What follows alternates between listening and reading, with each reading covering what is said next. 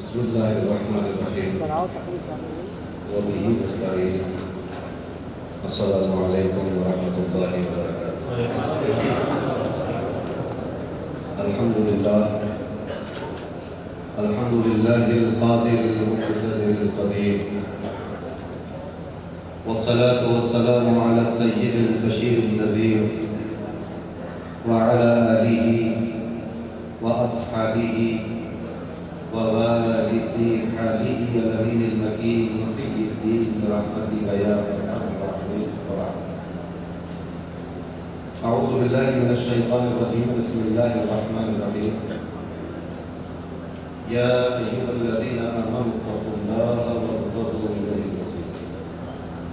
صدق الله العظيم وبلغنا رسوله النبي الأمين الكريم الرؤوف الرحيم، ونحن على ذلك لمن الشاهدين والشاكرين، والحمد لله رب العالمين. قال الله تبارك وتعالى مخبرا وآمرا تكريما لحق نبيه وتعظيما: إن الله وملائكته يصلون على النبي يا أيها الذين آمنوا صلوا عليه وسلموا تسليما.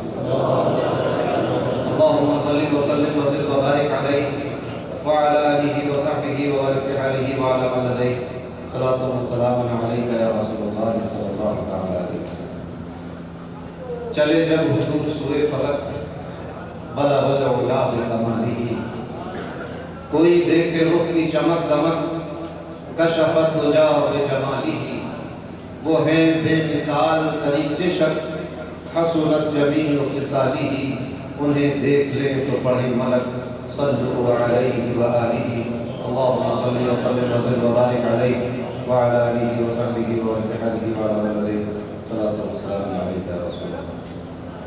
سلام آپ پر، آپ کی آل پر، سلام آپ کے وارث حال پر. اللہم صلی وسلم وزد وبارک علیہ وعلی آلہ وصحبہ وارث آلہ وعلی آلہ صلاۃ والسلام علیہ یا رسول اللہ. اللہ تبارک و تعالیٰ کا فضل و احسان کہ اس نے ہمیں اس مبارک عرس کی اس پاکیزہ محفل میں حاضر ہونے کی توفیق عطا فرمائے.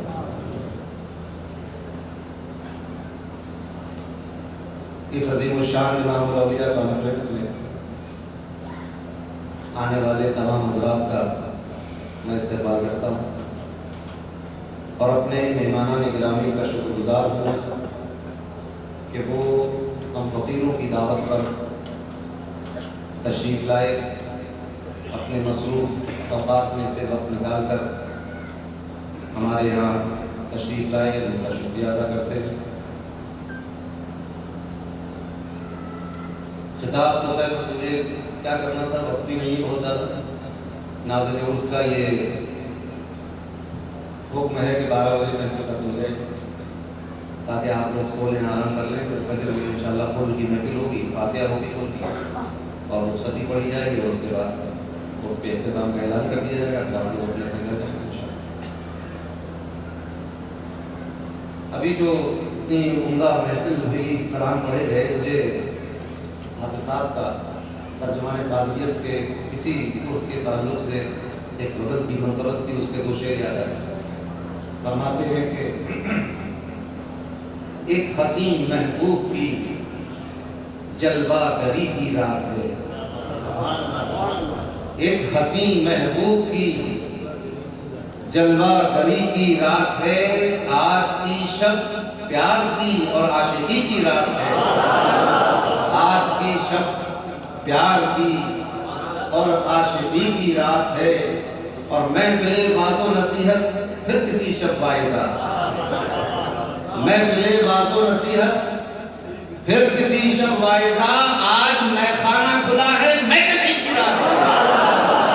آج میخانہ کھلا ہے میں کسی کی رات ہے، محفل واعظ و نصیحت پھر کسی شب وائزہ، آج میخانہ کھلا ہے میں کشی کی رات ہے. اور ایک شعر مجھے یاد آیا اپنے پیر و مرشد حضور تاجدار اہل سنت کا.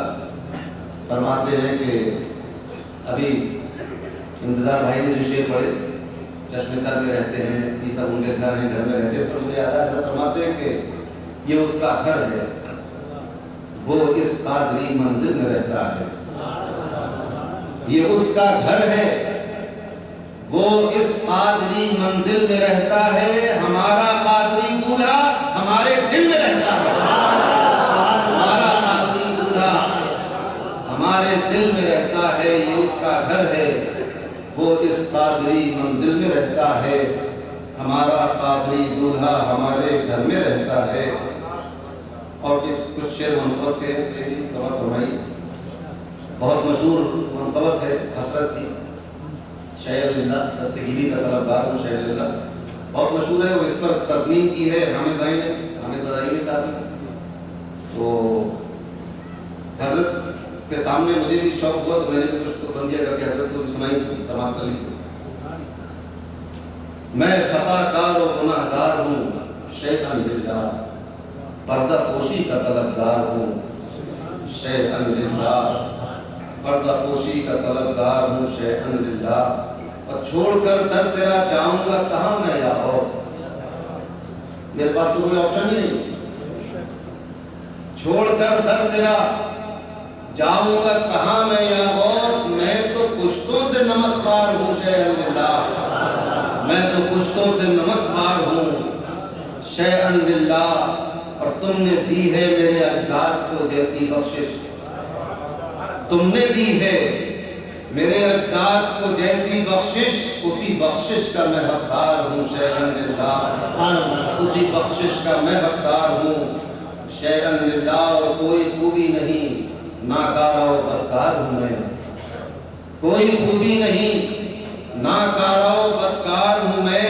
ہاں مگر تیرا وفادار ہوں شیئا للہ، ہاں مگر تیرا وفادار ہوں شیئا للہ، اور بخت خفتہ کو جگانے کے لیے آیا ہوں، بخت خفتہ کو جگانے کے لیے آیا ہوں، ایک ٹھوکر کا طلبگار ہوں شیئا للہ، ایک ٹھوکر کا طلبگار ہوں شیئا للہ، اور شیخ عاصم کی طرح میں بھی کہوں ارماں ہے، شیخ عاصم کی طرح میں بھی کہوں ارماں ہے، دیکھیے حاضر دربار ہوں شیئا للہ، دیکھیے حاضر دربار ہوں شیئا للہ، اور رفتہ کے ساتھ میں حامد و حسرت کے پڑھو تم عشقی، ساتھ میں حامد و حسرت کے پڑھو تم عشقی، دستگیری کا طلبگار ہوں شیئا للہ، میں خطا کار و گناہ گار ہوں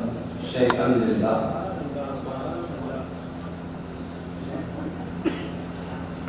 حضرت سیف دکن سید ممشاد پاشا قادری ہاشمی مقدس اللہ علیہ نے یہ کہہ کر کے میرے بالے میں ڈال دی بہت خوبصورتی کے ساتھ کہ میں لائیو تقریر سننا چاہتا ہوں، اور میرا حال یہ کہ مجھے تو تقریر آتی نہیں، مگر یہ کہ یہ بڑپن ہوتا ہے ان کا کہ اگر انہوں نے تقریر کے لیے مجھے بے وقت دعوت دی تو ایک میٹر بھی دے دیا تقریر کے لیے کہ یہ بہانہ مت کرنا کہ کیا بولے لوگ میٹر ہم تمہیں دیے دے رہے، تو انہوں نے وہ میٹر مجھے دیا کہ اس پہ تقریر کرو، اسی آیت کریمہ کو میں نے سرنامہ بیان منتخب کیا ہے۔ اللہ تبارک و تعالیٰ ارشاد فرماتا ہے یا ایھا الذین آمنوا اتقوا اللہ، اے ایمان والو، یعنی جن لوگوں نے کلمہ پڑھ لیا اللہ کا تقوی اختیار کرو، اللہ سے ڈرو، وابتغوا الیہ الوسیلہ، اور کیونکہ سب کو اللہ کی طرف جانا ہے تو اللہ کی طرف جانے میں وسیلہ اختیار کرو، الیہ یعنی الی اللہ، الیہ کا مطلب الی بیت نہیں، یا الی بیت المقدس یا الی بیت الحرام یا الی مسجد الاقصی نہیں، الی اللہ وابتغوا الیہ یعنی اللہ کی طرف جانے میں۔ مسجد اقصی تم ہوائی جہاز سے نہیں جا سکتے، کعبۃ اللہ کو گدھے پہ بیٹھ کے نہیں جا سکتے، آپ ایک گدھے پہ سوار ہو جائے، آپ طائف سے ایک گدھا کر لیجیے، اس گدھے پہ بیٹھ جائیے، وہ بھی آپ کو مکے پہنچا دے۔ وابتغوا الیہ اللہ کی طرف جانے وسیلہ ڈھونڈو۔ اب مسئلہ یہاں یہ ہے کہ وسیلے کا میٹر اتنا سینسیٹیو ہے، وسیلے کا معاملہ اتنا حساس ہے فی نفسہ کہ اس وسیلے کے ذکر سے پہلے اللہ نے اپنا تقوی دے دیا لوگوں کہ وسیلے کی بات وہی کرے کہ جس کے دل میں اللہ کا ڈر ہو۔ پہلے تقوی پیدا کرو، اس کے بعد وسیلے کی طرف بڑھنا، کیونکہ اگر تقوی کے بغیر وسیلے کی طرف آئے تو تمہارا وسیلہ یا تو ابو الہول ہو جائے گا، یا منات ہو جائے گا، یا عزا ہو جائے گا، یا مکہ کے بدھ ہو جائیں گے۔ اس لیے ضروری یہ ہے کہ پہلے تقوی اختیار کیا جائے، وابتغوا الیہ الوسیلہ۔ جب تک تقوی نہیں ہوگا اللہ کی طرف جانے کا وسیلہ نہیں ہو سکتا۔ اے ایمان والو، آپ ذرا سوچیں، آج فتویٰ یہ ہے کہ وسیلہ پکڑے تو مشرک ہو گئے۔ قرآن کہہ رہا ہے اے ایمان والو، ابھی وسیلہ نہ دینا، پہلے ایمان لا۔ ابھی وسیلہ کیسے نہ کرنا، پہلے متقی بن جا۔ ایمان ہوگا، تقویٰ ہوگا، اس کے بعد آپ کے منہ پر وسیلے کا لفظ جچے گا۔ جب تک ایمان نہ ہو وسیلہ نہیں ہوگا، تقویٰ نہ ہو وسیلہ نہیں ہوگا۔ اے اللہ کے بندو، اللہ پر ایمان لانے والے بندو جو ایمان لا چکے ہو، اللہ نے نہیں فرمایا کہ پہلے ایمان لاؤ، فرمایا اے ایمان لا چکنے والے بندو جو لا چکے ہو، جو مسلمان ہو چکے ہو، اللہ سے ڈرو۔ اب اللہ سے ڈرو اور وسیلہ، اس میں کیا رشتہ ہے؟ اللہ کا خوف، اللہ کا تقوی اور وسیلے میں ایک رشتہ ہے۔ جب تک یہ رشتہ سمجھ میں نہیں آئے گا، نہ وسیلہ سمجھ میں آئے گا، تب نہ سمجھ میں آئے گا۔ وسیلہ اللہ کی طرف جانے میں، اللہ کو تلاش کرنے میں، اللہ کو پانے میں، اللہ کو راضی کرنے میں، اس کا تقرب حاصل کرنے میں، یہ مطلب ہوا۔ ورنہ اللہ تک جانے میں وسیلہ بہت آسان ہے، میرے خیال میں 10-15 روپے کا ظاہر آتا ہے، اتنی آتی ہے۔ وابتغوا الیہ الوسیلہ، ابھی جا کے کسی کسان جہاں کھیتی کا سامان وہی ملتی ہے، تھیلی زہر کی کھیتی میں لگایا جاتا ہے، کھا لیجیے۔ وابتغوا الیہ الوسیلہ، پہنچ گئے اللہ کے پاس، کچھ نہ ملے تو بیوی کے دوپٹے سے پھانسی لگا کر مر جاؤ، وابتغوا الیہ الوسیلہ۔ کوئی امانہ ہوتا تو تم مینار پہ چڑھ کے دودھ پڑو، اللہ نے کہا وابتغوا الیہ الوسیلہ، پہنچ جائیے اللہ کے پاس۔ یہ مطلب تو نہیں ہوا نا اس کا؟ پھر کیا اس الہی کا مطلب کیا ہے؟ اس کی طرف کہ جو طرف سے پاک ہے، اس کی سر جو سماعت سے پاک ہے، اس کی جانب جو قرب و بعید سے پاک ہے، وابتغوا الیہ، اس کی طرف جو اطراف سے پاک ہے، جو اوپر اور نیچے سے پاک ہے، دائیں اور بائیں سے پاک ہے، آگے اور پیچھے سے پاک ہے، یمین و یسار سے پاک ہے، قدام و ورا سے پاک ہے۔ جس کے بارے میں آپ یہ نہیں کہہ سکتے کہ وہ اس طرف ہے، اسی کی طرف جانا ہے۔ عجیب و غریب بات، جو کسی طرف، جس کی طرف متعین نہیں ہے، جو جہاد سے پاک ہے، نہ یہ کہہ سکتے ہو کہ فوق میں ہے، نہ یہ کہہ سکتے ہو کہ تحت میں ہے، نہ یہ کہہ سکتے ہو کہ یمین ہے کہ یسار، دائیں بائیں کو سے نہیں کہہ سکتے نا۔ اللہ تو جسم و جسمانیت سے پاک، مکان و مکانیت سے پاک، حیت و حجم سے پاک ہے، حیت و حنگلیے سے پاک۔ اس کی طرف کیسے جاؤ؟ وہ کی جگہ ہے، مدینے کی طرف تو مدینہ ایک جگہ ہے، گنبد خضرا کی طرف تو گنبد خضرا ایک جگہ ہے، رسول اللہ کی طرف تو رسول اللہ ایک جسم ہے، جان ہے، ایک سمت کا متعین ہے ان کی طرف، اللہ کی طرف۔ اور دوسری بات یہ ہے بھائی کہ جب اللہ ہر جگہ ہے تو اس کی طرف کیسے جاؤ؟ جہاں ہو وہاں اللہ۔ اتنے آسان ایڈریس کے لیے وابتغوا الیہ الوسیلہ ہے کہ نہیں؟ اللہ تو ہر طرف ہے، تو جو ہر طرف ہو، جو ہر جگہ ہو، جو شہرت سے زیادہ قریب ہو، وابتغوا الیہ الوسیلہ، اتنا آسان ایڈریس، اور پھر وسیلہ ڈھونڈ لو۔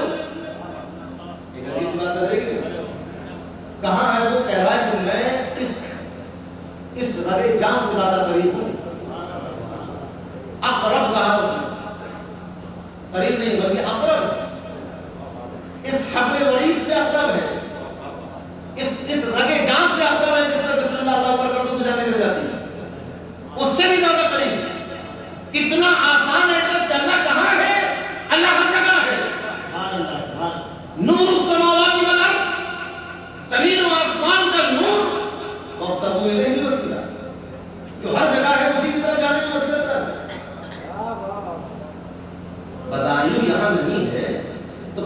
جانے کے لیے ٹرین کی ضرورت ہے. مکہ یہاں نہیں ہے تو مکہ جانے کے لیے ہوائی جہاز کی ضرورت ہے.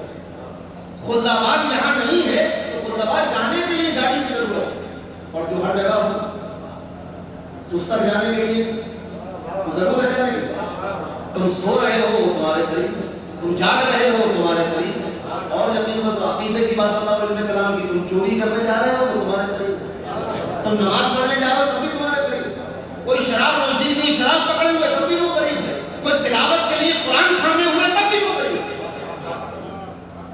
تو علم کی بات جو اتنا قریب ہو. جب ہم ماں کے پیٹ میں تھے کوئی ہمارے پاس نہیں تھا, وہ ہمارے قریب. جب ہم قبر میں ہوں گے کوئی ہمارے پاس نہیں ہوگا, وہ قریب ہوگا. ماں کے پیٹ سے پہلے باپ کے سلب میں تھے کوئی نہیں تھا, وہ موجود ہے. باپ کے سلب سے پہلے عالم ارواح میں تھے کوئی نہیں تھا, وہ موجود ہے کہ نہیں ہے. کیونکہ اتنا پکا ساتھی ہو کہ نہ عالم ارواح میں چھوڑ رہا ہے, نہ باپ کے سلب میں چھوڑ رہا ہے, نہ ماں کے پیٹ میں چھوڑ رہا ہے, نہ اس دنیا میں چھوڑ رہا ہے, نہ میت اور جنازے کے پلنگ میں چھوڑ رہا ہے, نہ قبر میں چھوڑ رہا ہے, نہ حشر میں چھوڑ رہا ہے, نہ جنت میں چھوڑے گا. اور یقین مانو نہ دوزخ میں چھوڑے گا. اگر دوزخ میں جا کے چھٹکارا مل جائے اس سے تو دوزخ تو جنت کی چیز ہو جائے منافقوں کے لیے. کیا وہ چھٹکارا ہوگا اللہ سے, وہاں بھی چھٹکارا ہر جگہ موجود, ہر جگہ ساتھ, ہر جگہ قریب. ہم نہیں تھے, ہم سے پہلے تھے, پھر بھی اس کی جانب. تو یہ جانب کیا ہے, کس جانب جائے کہ اس تک پہنچے, کون سی جانب. مجھے بدایوں جانا ہے تو کیسے جاؤں. ترجمان قادریت کہتے ہیں کہ تم یہاں سے آگرہ جاؤ. آگرہ نہیں جاؤں گا تو یہ جائے, دلی میں نہیں جاؤں گا تو متھرا چلے جائے. اب متھرا میں نہیں جائیں گے ہم تو گڈی کے انتظار کریں. اگر مٹی وہاں کی ہوئی تو 4 لوگ آپ کو لے جائیں پہنچا دیں گے.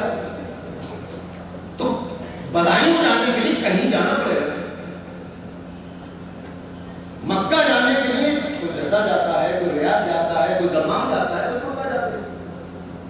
بغداد شریف جانے کے لیے کوئی جو ہے وہ بغداد شریف ڈائریکٹ چلا جاتا ہے, کوئی نجف چلا جاتا ہے, کوئی پہلے حضرت جب ایئرپورٹ بند تھے, راستے بند تھے تو جارڈن جاتے تھے, یا جارڈن نہیں جاتے تو ایران سے جاتے. تو کسی کی طرف تو جانا پڑے گا نا کہیں جانے کے لیے. تو الیہ وہ تو صرف سے بات ہے. تو ایسی کوئی طرف متعین کرو کہ جس کی طرف جاؤ تو الیہ ہو جائے. تو ماننا پڑے گا. اب آپ کہیں بھائی یہ ہو نہیں سکتا, شرک ہو جائے گا. اگر کسی کی طرف کو اس کی طرف کہہ دیا تو یہ شرک ہو جائے گا. ایسا شرک آپ کو مبارک ہو, آپ نماز نہیں پڑھ پائیں گے. آپ اللہ کی طرف جانے کے لیے نماز پڑھتے ہو, کہتے ہیں منہ میرا کعبے کی طرف. کس کی طرف اور کہاں جانا چاہتے ہو؟ نماز نیت مان کے جانا چاہتے ہو اللہ کے قرب میں, اور منہ ہے کعبے کی طرف. کعبہ تو کالے پتھروں سے, بے جان پتھروں سے بنا ہوا ہے. کعبے کے اوپر تو کوئی وحی بھی نازل نہیں ہوئی. کعبے پر تو اللہ نے کوئی کتاب بھی نازل نہیں کی. کعبے کو تو نبی اور رسول بھی نہیں بنایا. کعبے پہ گھر ہے پتھر بے جان, مگر اس کی طرف پوری دنیا کا. کیوں بھائی؟ اللہ کا قرب حاصل ہے, اللہ سے قریب ہو جائیں. سجدہ کس طرف منہ کر کے کرتے ہیں؟ کعبے کی طرف منہ کر کے. سجدے میں آ کے بندہ اللہ سے قریب. تو آپ کعبے کی طرف پہنچے تو اللہ کی طرف آئے گا, تو طے کیا نا سے. مگر اللہ نے کہا وَابْتَغُوا إِلَيْهِ الْوَسِيلَةَ. کعبہ ہماری نمازوں کی درستگی کا قبلہ بنا تو نمازیں ٹھیک ہو گئی. اب کس کی نماز درست ہے؟ اس کی نماز درست ہے جس نے کعبے کو وسیلہ بنایا. کعبہ وسیلہ بنا. اب اس کی نماز درست ہے جو نماز میں قرآن کی تلاوت کرے, تو نماز کو ٹھیک ہونے کے لیے قرآن کو وسیلہ بنایا. اب اس کی جماعت ٹھیک ہوگی جو ایک امام متعین کرے, تو اب نماز کی جماعت کی ادائیگی کے لیے امام کو وسیلہ بنائے. اور مزے کی بات سنو, ہر مسلک والے نے بنایا. صحابیوں نے بھی بنایا, وہابیوں نے بھی بنایا. تو امام تو سب نے بنایا.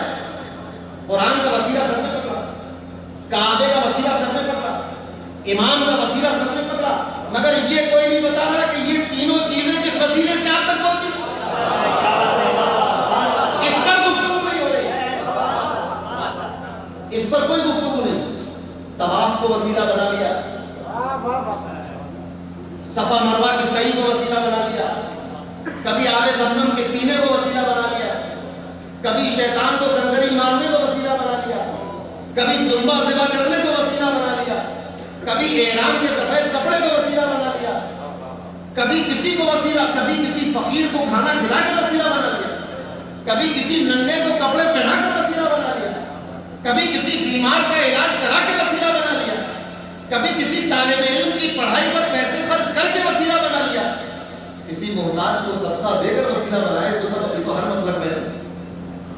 تمام لوگ جانتے ہیں اس کو، جو ہے وہ اہل سنت والجماعت بھی اس کو مانتے ہیں، جو غیر اہل سنت والجماعت بھی مانتے ہیں۔ بھوکے کو کھانا کھلانا ایک وسیلہ ہے کہ اللہ کو راضی کرنے۔ صحیح حدیث ہے، رسول اللہ نے فرمایا کہ افضل الاعمال میں سے اطعام الطعام، کھانا کھلانا افضل الاعمال میں سے ہے۔ اور ان میں جو 5-7 چیزیں بیان کی اس میں نماز کا ذکر نہیں فرمایا، وہ تو فرض ہے ویسے۔ تو بھوکے کو کھانا کھلانا، مریض کی عیادت کرنا، یہ سب وسیلہ بن رہا ہے نہیں بن رہا، ایک ذریعہ بن رہا ہے اللہ تک جانے کا۔ اب یہ تو سب بات ہو رہی ہے مگر یہ کوئی نہیں بتا رہا کہ مریض کے پاس جاؤ گے تو اللہ ملے گا، یہ کہاں سے، کون ہے اس کا وسیلہ؟ قرآن پڑھو گے تو نماز ٹھیک ہوگی، تو قرآن پہ تم تک آنے کا وسیلہ کون؟ کعبے کی طرف منہ کرو گے تو نماز مقبول ہوگی، تو کعبے کو قبلہ بنانے کا وسیلہ کون؟ وہ کون ہے؟ اس کا نام کیوں نہیں لیتے؟ بجائے وہ کہ اگر وہ کا نام آ جاتا، بجائے وہ کہ اگر وہ کا نام آ جاتا تو اہل ذوق وہ لطف کلام آ جاتا۔ ارے یہ ضمیریں استعمال کیوں کر رہے ہیں کہ یہ وہ کہ آم کہ این، یہ کرنے کی کیا ضرورت ہے؟ دل پر ہاتھ رکھ کر یہ بات تسلیم کیوں نہیں کرتے کہ قرآن زمین پر آنے کا وسیلہ محمد رسول اللہ ہے، کعبے کو قبلہ بنانے کا وسیلہ محمد رسول اللہ ہے، بندے کا رب سے تعلق جوڑنے کا وسیلہ محمد رسول اللہ ہے، تمام انبیاء کرام کا زمین پر آنے کا وسیلہ محمد رسول اللہ ہے، اور قیامت کے دن تمام کو اٹھا کر حشر کے میدان میں جمع کرنے کا وسیلہ محمد رسول اللہ ہے۔ نعرہ تکبیر، نعرہ رسالت، نعرہ غوث، خطیب ہندوستان، خطیب شمس ماہرہ، حضور صاحب سجادہ، نعرہ تکبیر، نعرہ رسالت۔ پتہ چلا وَابْتَغُوا إِلَيْهِ، کی سمت، وہ کا تو کوئی سمجھے نہیں، لامکان ہے۔ تو اب جو رسول اللہ کی سمت ہوگی وہی اس کی سمت ہوگی، اور یہ مجازن ہوگا اور مفہوم حقیقی ہوگا، الفاظ مجازی ہوں گے کہ رسول کی طرف جاؤ تو اللہ کی طرف جانا ہے، الفاظ مجازی ہے، مفہوم حقیقی۔ اطیعوا اللہ و رسول، اللہ اور رسول کی اطاعت کرنی ہے۔ میں یطیع الرسول، دیکھو اطاعت کتنوں کی کرنی تھی؟ 2 کی کرنی تھی نا، تو اللہ کی اطاعت کرو اور رسول کی اطاعت۔ جس نے اللہ اور رسول کی اطاعت عبادت ہے، تو رسول اللہ کی تو اطاعت کر لیں آپ نماز پڑھتے، اللہ کی اطاعت بھی کیجیے، کون کہیے تاکہ دنیا بنے، اور پھر آپ نے میں صحیح اطاعت کر رہا ہوں۔ یہ کون سی اطاعت ہے؟ جیسے رسول اللہ نے نماز پڑھی، ہم نے بھی نماز پڑھی، یہ رسول اللہ کی اطاعت ہے۔ اللہ کی اطاعت کیسے کرو؟ کسی کو تخلیق کرو، جنت بناؤ گے، دوزخ بناؤ گے، دنیا بنے گی، نبیوں کو بھیجو گے، کرو گے کیا؟ اللہ کی اطاعت کیسے کرو گے؟ کہتے ہیں من یطیع الرسول فقد اطاع اللہ۔ تمہیں دنیا بنانے کی ضرورت نہیں ہے، زمین و آسمان بنانے کی ضرورت نہیں ہے، تمہیں رسول کی پیروی کرنے کی ضرورت ہے۔ اور یاد رکھو رسول کی پیروی پر لفظ یقینی اور قسم کے مفہوم نہیں، من ہے، عام ہے، کتاب عام ہے، مگر اس کی جزا خاص ہے۔ من تو عام ہے مگر من کے بعد خاص بات آ رہی ہے، میں یطیع الرسول، دنیا میں جو چاہے رسول کی اتباع کر لے، جو چاہے، جو جس نے رسول کی اتباع کر لی، میں یطیع الرسول فقط، اب اللہ کی اطاعت بس وہی کرے گا، میں یطیع الرسول، جو رسول کی اطاعت کرے۔ تو رسول کی اطاعت کرنے میں تو عام ہے، جو چاہو کرو، آؤ، مگر اللہ کی اطاعت تو بس اسی نے کی جس میں رسول کی اطاعت، صرف اسی نے اللہ کی اطاعت کی۔ اب یہود و نصارہ محروم ہے، کتابیں بھی ہیں ان کے پاس، عبادت خانے بھی ہیں ان کے پاس، قربانیاں بھی دے رہے ہیں، صدقہ و خیرات بھی کر رہے ہیں، مگر اللہ کی اطاعت نہیں کر پا رہے. کیوں؟ کیونکہ من یطیع الرسول. اور ایک جملہ دے دوں علماء کی موجودگی میں کہ رسول کی اطاعت بغیر قید کے بیان کی گئی ہے اور اللہ کی اطاعت مقید بیان کی گئی ہے. رسول کی اطاعت تو عام ہے بغیر قید کے، مطلق ہے من یطیع الرسول، جو بھی اطاعت ہے. اللہ کی اطاعت میں قید ہے کہ اللہ کی اطاعت مقید ہے اطاعت رسول کے ساتھ. کیا بات ہے، سبحان اللہ سبحان اللہ. رسول کی اطاعت مقید نہیں، اللہ کی اطاعت مقید ہے. اس کی اطاعت الیہ، اسی کی جس کی طرف جانا ہے سب کو. وابتغوا الیہ، اس کی طرف جانے میں مر کر جانا مراد نہیں کہ مر کے اللہ کے پاس پہنچ گئے. زندگی میں جیتے جی کوئی بھی تفسیر اٹھانے تک گیا معصوم ہے غیر معصوم، مر کر اللہ کی طرف جانے میں وسیلہ تلاش کرنے کی بات نہیں. تو سب کو جانا ہے، تم چاہو یا نہ چاہو لوٹ کے اسی کی طرف جانا. تو اس میں کسی آپ کو وسیلے کی ضرورت نہیں، وہ اپنے آپ وسیلہ پہنچے گا آپ کے پاس. آپ جاؤ اس کا انتظار مت کیجیے، اس کی تیاری کیجیے. لوٹنے کی انتظار نہ کیجیے کہ میں کب مروں گا، تیاری کرو کہ جب بھی مروں تیار ہو مرنے کے لیے. یعنی نیک اعمال کرو، عقیدے اچھے رکھو، رسول اللہ کو راضی کرو، اللہ کو راضی کرو، یہ ہے مرنے کی تیاری. تو اب رسول اللہ کی اطاعت ہی اللہ کی اطاعت ہوئی. تو اب ایک سمت تلاش کرنا تھی کہ جس کی طرف جائیں تو اس کی طرف جانا ہو، تو وہ وسیلہ ہوگا. تو سب سے بڑا وسیلہ اللہ کی طرف جانے کا وہ اللہ کا آخری رسول محمد رسول اللہ صلی اللہ علیہ وسلم. آپ کو حیرت ہوگی سن کر کہ کفار مکہ بھی اللہ پر یقین کرتے تھے. بتا معلوم ہے آپ کو یہ بات ہے؟ وہ کوئی ناستک ٹائپ کے لوگ تھے، تحریری نہیں تھے. وہ ان کا قصور یہ تھا کہ اللہ کو بھی مانتے تھے اور اپنے چند ہاتھ سے تراشے ہوئے بتوں کو بھی مانتے تھے. ایسا نہیں کہ اللہ کا انکار کر رہے تھے. جب کوئی بہت بڑی مصیبت آتی تھی تو وہ بھی اللہ کی پکارتے تھے. ایک بار ہوا یہ کہ ایک صاحب حضور قادری دولہ کے ساتھ گاڑی میں بیٹھے ہوئے حیدرآباد میں کہیں جا رہے، وہ بھی مولانا تھے، عالم تھے. اچانک گاڑی کے سامنے ایک بچہ آ گیا. قادری دولہ کی گاڑی تھی، ڈرائیور چلا رہا تھا، پیچھے دونوں بیٹھے ہوئے تھے. جیسی بچہ گاڑی کے سامنے آیا تو قادری دولہ کی زبان سے پہلا باکس. خیر وہ بار بار بچے ایکسیڈنٹ نہیں ہوئے. تو جو برابر صاحب بیٹھے تھے انہوں نے کہا بھائی صاحب، وہ رشتہ دار تھے، کہا بھائی صاحب آپ تو کفار مکہ سے بھی بڑے بدعقیدہ ہیں. قادری دولہ نے کیوں؟ اس نے کہا کہ کفار مکہ بھی دوسروں سے مدد طلب کرتے تھے، لیکن جب کوئی بہت مشکل وقت آتا تھا تو وہ بھی اپنے بتوں کو چھوڑ کر اللہ کی طرف آیا تھا. آپ تو مشکل وقت میں بھی اللہ کی طرف نہیں آتے. قادری دولہ نے کہا کہ بھائی یہ سب علمی باتیں ہیں، تمہارے بس کی نہیں، اس کو چھوڑو. یہ بتاؤ کہ یہ آپس کہنے سے ایکسیڈنٹ بچا کہ نہیں بچا؟ بس تم اتنا دیکھو، یہ اللہ کو پکارے کہ غیر اللہ کو پکارے تو عالموں کی بات ہے، تمہارے بس کی بات نہیں. تم تو اپنی نظروں کے سامنے دیکھ کر بتاؤ کہ بچہ بچا بات کرو. تو وابتغوا الیہ، اس کی طرف جانا ہے جو ہر جگہ موجود ہے اور جیتے جی جانا ہے. تو کیسے جائیں؟ سب سے بڑا وسیلہ نبی کریم صلی اللہ علیہ وسلم کی ذات ہے. اور مزے کی بات ایسا نہیں ہے کہ ایک طرفہ وسیلہ ہے، اتنا ٹرسٹڈ وسیلہ ہے، اتنا معتمد وسیلہ ہے کہ اللہ نے بھی اپنے بندوں تک اپنے پیغامات پہنچانے کے لیے اسی کو وسیلہ بنایا. ایک طرفہ وسیلہ نہیں ہے کہ یہیں سے اوپر وسیلہ ہے، بلکہ اوپر سے نیچے بھی کوئی وسیلہ. آپ کہیں گے کیسے؟ قرآن گواہ ہے، ہم لوگ قرآن پڑھتے نہیں. قرآن گواہ ہے انبیاء کو اوپر سے نیچے آنے کا وسیلہ رسول کریم صلی اللہ علیہ وسلم، نیچے سے ایمان کی حالت میں اوپر جانے کا وسیلہ نبی کریم صلی اللہ علیہ وسلم. وہی وسیلہ ہے. قبر میں اگر ان کو پہچان نہ سکے، اس کا مطلب یہ ہے کہ قبر سے پہلے مسلمان نہیں تھے. یہی مطلب ہے. قبر میں رسول کو جو نہ پہچان سکے، اس کا کا مطلب یہ کہ خاتمہ ایمان پر نہیں ہوا.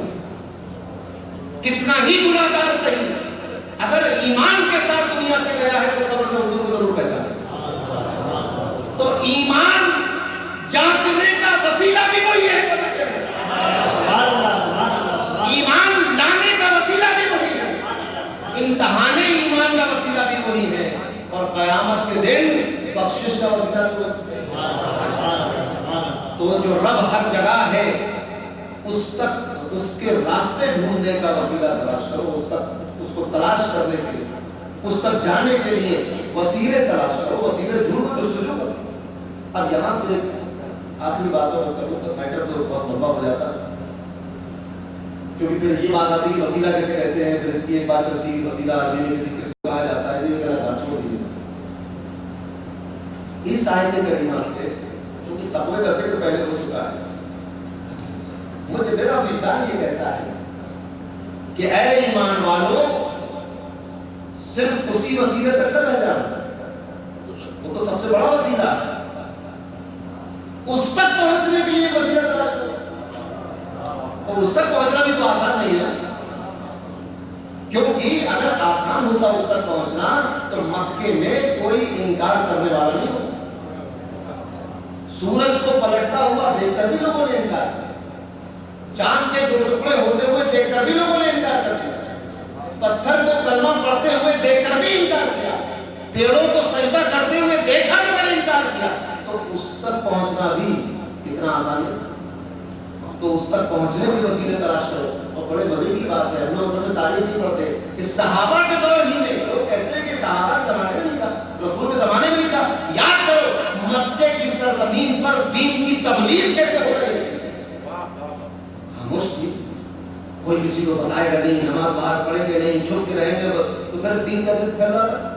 اس سے سنیے ایسے پھیل رہا تھا کہ لوگ باہر سے آتے اور ایک وسیلہ تلاش کرتے تھے, کس گھر میں ہے حضور, تو کبھی مولا علی مشکل کشا وسیلہ بن رہے ہیں, کبھی سیدنا صدیق اکبر وسیلہ بن رہے ہیں, کبھی عثمان غنی وسیلہ بن رہے ہیں, کبھی بلال وسیلہ بن رہے ہیں, کبھی اسامہ وسیلہ بن رہے ہیں, کبھی صحابہ چند صحابی تھے وسیلہ بنتے تھے. اور کس طرح وسیلہ بنتے تھے, حکمت. مولا علی مشکل کشا تو یہ کرتے تھے, دیکھا مکے میں کوئی باہر سے آیا ہے تو آپ نے اس کو سمجھ آتے تھے کہ رسول سے ملنے آیا ہے, اس کو ایک اشارہ کرتے تھے جو کوئی دیکھ نہ پائے, اور یہ اشارہ یہ ہوتا تھا کہ میرے پیچھے پیچھے آؤ.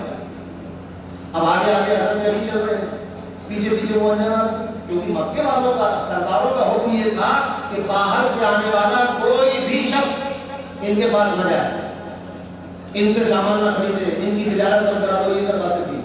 تو ان باتوں سے مت ڈرائیے کہ مکے میں اس سے نمٹ چکے ہیں ہم لوگ. سامان نہیں خریدتا نہ خریدے. رازق اس دنیا میں پیدا ہونے والے نہیں ہیں, رازق اس دنیا کو پیدا کرنے والا. اس دنیا میں پیدا ہونے والے رازق نہیں نا, آپ اس کو چھوڑ دیجیے, جس نے پیدا کیا وہ رزق دے گا. مکے میں یہ ہو چکا ہے کہ ان سے سامان نہ خریدو, یہ ابو جہلی اسکیم تھی, اور مکے کی سرزمین پر یہ اسکیم فیل ہو گئی, اور یہ اسکیم لگی ہے, اور اس کے چند سالوں کے بعد ریاست مدینہ قائم ہوئی. تو مکے والوں کا حکم یہ تھا کہ باہر سے آنے والوں پر پابندی تھی کہ کوئی ان سے بات نہ کرے, کوئی ان سے ملے نہیں. تو مولا علی کی حکمت یہ تھی کہ دور سے اس کے قریب چلے جائیں گے تو مکے والے دیکھیں گے کہ علی ان سے ملنے آ رہے ہیں, لہٰذا پکڑو انہیں ستاؤ. دور سے اشارہ کیا. جانا کہاں تھا اسے, حضور کے پاس. کیا کرنے جانا تھا, ایمان لانے کے لیے. جا کہاں رہا ہے, علی کی طرف. کس کے پیچھے, مولا کائنات کے پیچھے. جانا پہنچا کہاں, رسول اللہ تک.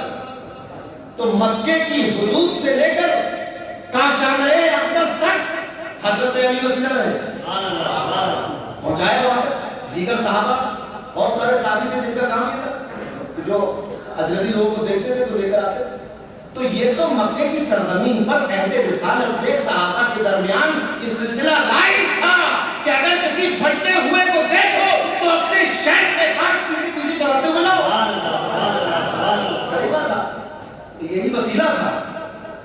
وسیلہ رسول تک پہنچنے کا وسیلہ مولا علی مشکل کشا ہے, عثمان غنی ہے, فاروق اعظم ہے, سیدنا صدیق اکبر ہیں, तमाम सहाबी हैं, सहाबी तक पहुंचने का वसीला क्या है? पहुंच के दिखाइए आप में से कोई इस वक्त पूरे जमीन पर कितना ही बड़ा मुहद्दिस हो, सहाबा तक पहुंच कर दिखाओ। तुम सहाबी तक क्या पहुंचोगे? अभी इमाम बुखारी तक नहीं पहुंचे, इमाम बुखारी तक नहीं पहुंचे, इब्न हजर अस्कलानी रामायणी तक पहुंच नहीं पहुंच रहे। बहुत से लोग तो इतने तैय्यब तक नहीं पहुंच पाएंगे, तो अभी तो सहाबा तक कैसे पहुंचोगे? कैसे पहुंचोगे? एक सनद के जरिए या किसी वसीले के जरिए। तो सहाबी तक पहुंचने का वसीला और जरिया ताबई। हसन बसरी का दामन थामोगे तो मौला अली तक पहुंचोगे तो होगा। इमाम हुसैन का दामन थामोगे, कादरी सिलसिले में इमाम हुसैन का दामन थामोगे तो मौला अली तक पहुंचोगे, मौला अली का दामन थामोगे रसूलुल्लाह तक। सिलसिले में जो शजरे पढ़ते हैं आप उसमें ये या नबी उल अंबिया या मुर्तजा मुश्किल कुशा या हुसैन इब्न अली या हजरत ज़ैनुल अब्बास बापर जाफर शहीद कासिम अली मुसल्लम, क्या है हजरत मारूफ करखी को जब दीन का हुसूल करना हुआ कहां पहुंचे? हजरत इमाम अली रज़ा मशहद शरीफ रज़ियल्लाहु ताला पहुंचे। तो सहाबी तक पहुंचने के लिए ताबई चाहिए। ताबई तक कैसे पहुंचोगे? तो अतबाउ ताबईन की तरफ आओ, तबे ताबईन से जुड़ो। उन तक कैसे पहुंचोगे? तुम इनके बाद होते होते इमाम अली तक आ जाओ। और रास्ता यहां से भी शुरू नहीं होगा, या तो दिल्ली चले जाओ इब्राहिम एमसी के पास, या बीदर चले जाओ सरकार मुल्तानी के पास, यहां से भी शुरू। बीदर में खड़े हो जाओ या दिल्ली इब्राहिम एमसी के पास खड़े हो जाओगे, कभी यहां से हम तक कैसे आए? 400 साल में मैं कौन कर रहे? कहां जाओगे? पता चला बासा चले गए, बासा शरीफ पहुंचे सैयदना अब्दुल रज़्ज़ाक बासवी के पास। उनका अभी कहां से 250 साल का फर्क है हमें और आपके, कुछ तो गलत करो। ये 300 साल कौन से पानी से निकले? तो कहां जाओगे? मारेरा पहुंच गए, साहिबुल बरकात के पास खड़े हो। तो साहिबुल बरकात आज के ताजुल फहूल के विसाल को 130 साल हो चुके। ताजुल फहूल के पीर सैफुल्लाह मसरूर, उनके पीर शाह अहमद हक, उनके पीर हुजूर अच्छे मियां, उनके पीर सैयदना शाह अब्दुल्लाह, उनके पीर सैयदना आले मोहम्मद, उनके पीर साहिबुल झक मार के अपने जमाने के किसी शेख के हाथ पर हाथ रखना होगा और उससे सनद लेनी होगी जो उस शेख से मुत्तसिल हो रसूलुल्लाह तक। और ये बड़े बड़े मुहद्दिसीन जो है वो अपने बड़े बड़े मजमों में बयान करते हैं कि मुझसे बयान किया फलां शेख ने, और वो शेख जज़ाइर के हैं, और मुझसे बयान किया फलां शेख ने, और वो तराबलस के हैं। कहाँ तो रसूल के वसीले का इनकार, कहाँ ये तराबलसी और जज़ाइरी और फलाने और ये सब शुरू का क्या मतलब है? मैं तो अक्सर ही कहता हूँ कि फर्क इतना है कि आप अपने फहम को मान रहे हैं, मैं इमाम आज़म के फहम को मान रहा हूँ। बस हमारे और तुम्हारे मसलक में यही फर्क है कि तुम में और इमाम आज़म में तुम तो हम हदीस और कुरान से मसला निकालने के लिए निकाल दीजिए भाई, खड़ी हुई हदीसें भी खुली हुई है, कुरान भी खुला हुआ, निकालो। मगर फर्क मसले में वही है जो आप में और इमाम आज़म में, आप में और इमाम मालिक में, आप में और इमाम शाफई में, आप में और इमाम अहमद बिन हंबल में वही फर्क है उस मसले में। और उस मसले के नतीजे की जिम्मेदारी भी वैसी है। इमाम आज़म जिस चीज की जिम्मेदारी ले वो एक अलग बात है, तो तुम जिस चीज की जिम्मेदारी हो तुम्हें अरबी और इबारत नहीं पढ़ना आती, क्या पता नहीं आप फाइल को मफहूम बना रहे, कहीं से नहीं पहुंचा मामला। बस शराब से बचो था, आपने बना दिया फाइल शराब की तरफ सबको, आपने रगेबा के बाद अन फी से बदल दिया, हम क्या करेंगे? तो वसीला एक से दूसरे की तरफ। आज हम सबको अल्लाह की तरफ जाना, मगर किस तरीके से जाना? ईमान मजबूत करके, अमाल मजबूत करके, दिल को साफ करके, और इन सब चीजों के लिए किसी ना किसी सबक की जरूरत है।